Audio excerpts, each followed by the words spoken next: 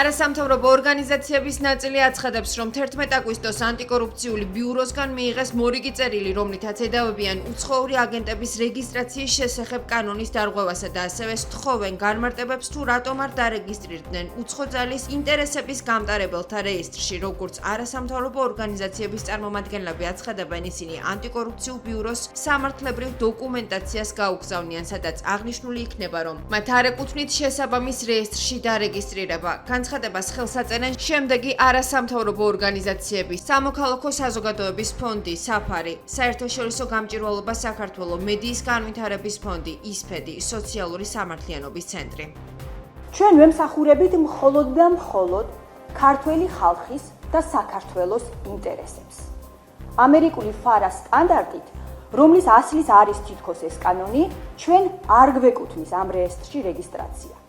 ამის შესახებ ივანიშვილი კუპრაშვილის ბიუროს ჩვენ შესაბამის სამართლებრივ დოკუმენტაციას გავუგზავნით. ჩვენ ვიბრძოლებთ მანამ, სანამ საქართველო არ გახდება ისეთი თავისუფალი, დემოკრატიული და ევროკავშირის წევრი სახელმწიფო, როგორსაც ქართველი ხალხი ნამდვილად იმსახურებს. მათ გადაწყვიტეს აქტიური დამოუკიდებელი ორგანიზაციების წინააღმდეგ პირველ რიგში ამ დევნის დაწყება.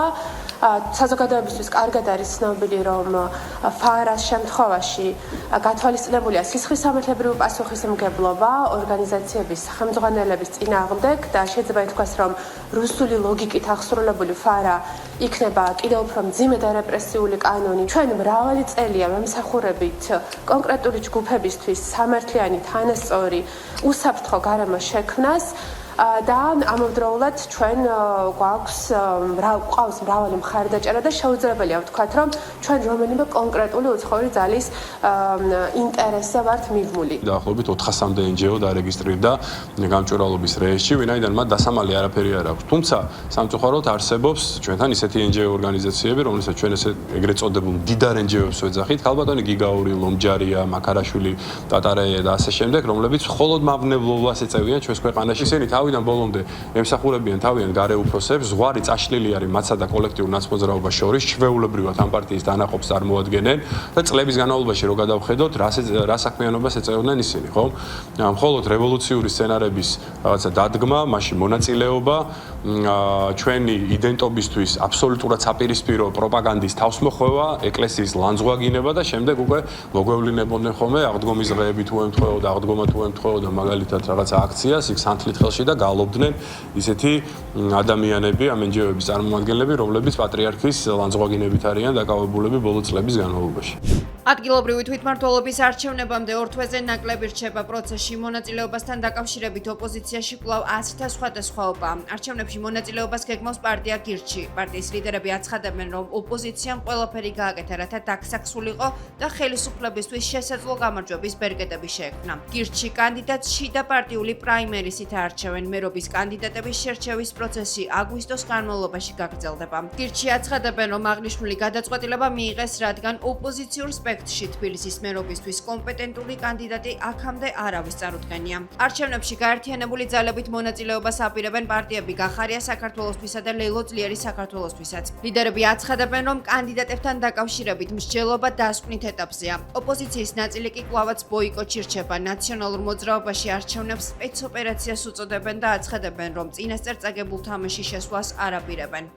ოპოზიციონერი ლიდერების თქმითვე პოლიტპატიმრების გათავისუფლებისა და ხელახალი საპარლამენტო არჩევნების ჩატარების მოთხოვნები კვლავაც უცვლელი რჩება. მარტივად პროგნოზირებადი სპეცოპერაცია გახლავთ ივანიშვილის და მათ შორის საქართველოს ისტორიაშიც, იმიტომ რომ გასაგებია, რომ საპროტესტო ელექტრონის უდიდესი ნაწილი საერთოდ არ აპირებს მონაწილეობის მიღებას ამ სპეცოპერაციაში, აბსოლუტურ უმრავლესობა მე ვიტყოდი. ამიტომაც ეს არის წინასწარ გაცხადებული სპეცოპერაცია ივანიშვილის, სადაც უბრალოდ როლები ექნებათ მორგებული გარკვეულ ფიგურებს, ახლა ზოგი იქნება სისტემური ოპოზიცია, ზოგი იქნება მართველი ეგრეთ წოდებული პარტიის დე-ფაქტო ხელისუფლების წარმომადგენელი. რომ არ გჯეროდეს ამ ბრძოლაში შესვლის, ამ ნაბიჯს არც გადავდგავდით და ეს არის მიზანი, რომ ადგილობრივი თვითმმართველობის არჩევნებით ამ პოლიტიკური პლატფორმით მივიდეთ ხალხთან ახლოს და ვუთხრათ სიმართლე და გავაგებინოთ რა არის ნამდვილი გრძელვადიანი მშვიდობა და არა ის ყალბი, დემაგოგია და პროპაგანდა, რითაც ქართული ოცნება, ეგრეთ წოდებული ხელისუფლება ოპერირებს. ყოველთვის დიდი ნაწილი რევოლუციას აწყობს, ერთი ქუჩიდან მეორე არჩევნებში მონაწილეობით უნდა რომ რაღაც რევოლუციური მუხტი აწიოს. ქართული ოცნება ისევ რაღაც მშვიდობას და ომზე ამბობს ადგილობრივ არჩევნებზე, რომელიც არაფერ შუაში არ არის და რაღაცა ქალაქის მოწყობაზე უნდა ილაპარაკო და დაანგრეულ უკრაინულ ქალაქებს აჩვენებენ ხალხს. და ამ გარემოში ძალიან რთულია მართლა ადეკვატური საარჩევნო კამპანია, იმიტომ რომ გარეთ არის არაადეკვატურობა ეს. ოპოზიციის შანსები ამ არჩევნებზე არის ნულის ტოლი. რა თქმა უნდა, მათ გარკვეულ წარმატებას მიაღწიეს საპარლამენტო არჩევნებში, ვინაიდან 61 მანდატი სახუმარო საქმე ნამდვილად არ არის, თუმცა ამ არჩევნებში არანაირი წარმატების შანსი არ აქვს. კიდევ ერთხელ ვიმეორებ, რომ თვითონ ჩაიგდეს თავი ამ დღეში, იმ პოლიტიკიდან გამომდინარე, რა პოლიტიკასაც ისინი ეწევიან საპარლამენტო არჩევნების შემდეგ, აბსოლუტურად დაკარგული აქვთ ნდობა საზოგადოებაში და შესაბამისად მნიშვნელობა არ აქვს ეხლა რაღაცა საერთო კანდიდატებზე ჩამოყალიბდებიან, ვერ ჩამოყალიბდებიან, თუ რასიას წარმოადგენენ, თუ ვის დააყენებენ კანდიდატებად, რა თქმა უნდა, ისინი განწირულები არიან ძალიან დიდი მარცხისთვის და ჩვენ მათ პირდებით, რომ 64-ვე მუნიციპალიტეტში ძალიან დიდი ანგარიში, ძალიან დამაჯერებლად მოუგებთ მერის არჩევნებს და საკრებულოს არჩევნებს.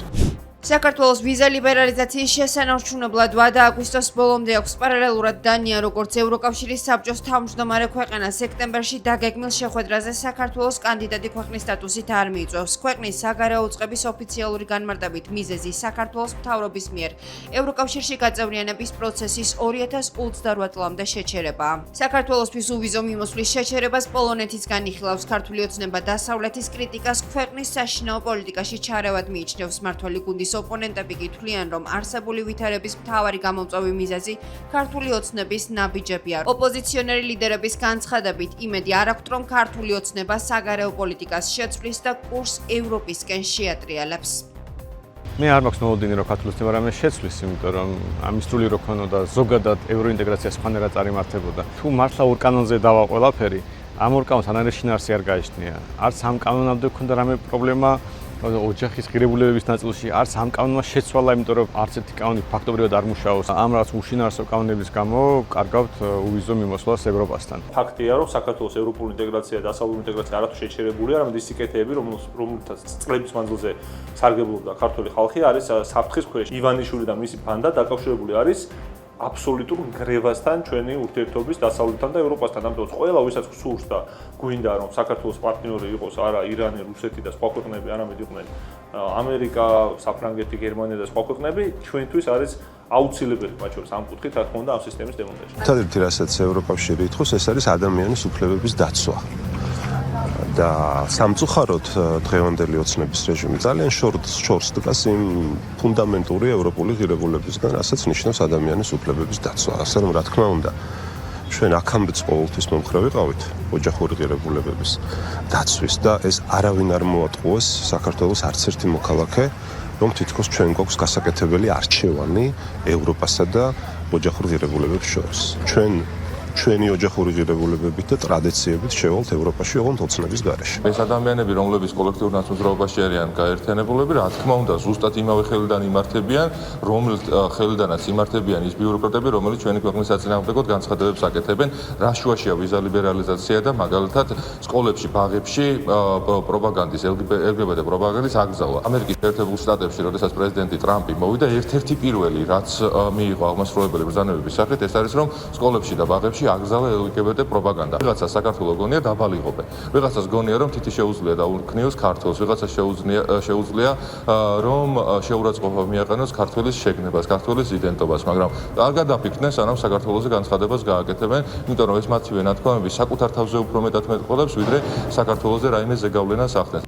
უკანონო მიგრაციის წინააღმდეგ ბრძოლის ფარგლებში შინაგან საქმეთა სამინისტროს მიგრაციის დეპარტამენტის თანამშრომლებმა სპეციალური საიმიგრაციო კონტროლის ღონისძიება ჩაატარეს. დაკავებულია უცხო ქვეყნის 13 მოქალაქე, მათ შორის არიან იორდანიის, ეგვიპტის, პაკისტანის, ინდოეთისა და თურქეთის მოქალაქეები. დადგინდა, რომ ისინი ქვეყანაში იმყოფებოდნენ უცხოელთა და მოქალაქეობის არ მქონე პირთა სამართლებრივი მდგომარეობის შესახებ საქართველოს კანონით დადგენილ მოთხოვნათა დარღვევით. ამჟამად აღნიშნული პირები მოთავსებულები არიან მიგრაციის დეპარტამენტის დროებითი განთავსების ცენტრში. მათი ქვეყნიდან გაძევების მიზნით კი მიმდინარეობს შესაბამისი პროცედურები. დონალდ ტრამპისა და ვლადიმერ პუტინის შეხვედრამდე რამდენიმე საათი რჩება. ამერიკის შეერთებული შტატებისა და რუსეთის პრეზიდენტები ერთმანეთს ალასკაზე ჯერ პირისპირ ფორმატში, შემდეგ კი დელეგაციებთან ერთად შეხვდებიან. ტრამპის განცხადებით მთავარი სამსჯელო თემა უკრაინაში ცეცხლის შეწყვეტა იქნება. უკრაინის საგარეო საქმეთა მინისტრი აცხადებს, რომ უკრაინისა და მისი პარტნიორების პოზიცია მშვიდობის გზაზე პრინციპულია. მისი განსაზღვრა უკრაინის გარეშე შეუძლებელია და მოლაპარაკებები მხოლოდ ცეცხლის შეწყვეტის მიღწევის შემდეგ შეიძლება იყოს პროდუქტიული.